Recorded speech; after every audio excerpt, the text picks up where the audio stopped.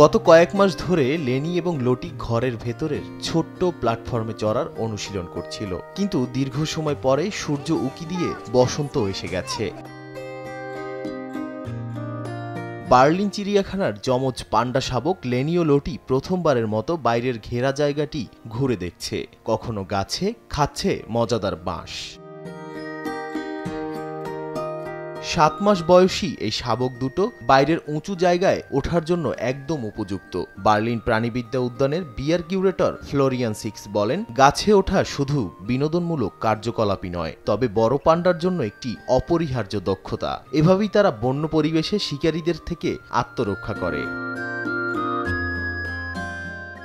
গেল বছর আগস্টে জন্ম নেয়া লেনি ও লটি পান্ডা দম্পতি মেংমেং এবং জিয়াওকিং এর সন্তান। 2017 সাল থেকে 15 বছরের চুক্তিতে চীন থেকে ধার নেওয়া হয় পান্ডাগুলোকে। দর্শনার্থীরা প্রতিদিন এদের বাইরের ঘেরা জায়গায় দেখতে পারেন।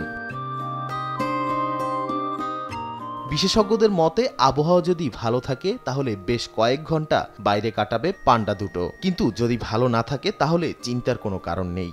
দর্শনার্থীরা ভিতরে এসে লেনি, লটি, মেংমেং এবং জিয়াওকিং এর পান্ডা পরিবারকে দেখতে পারবেন।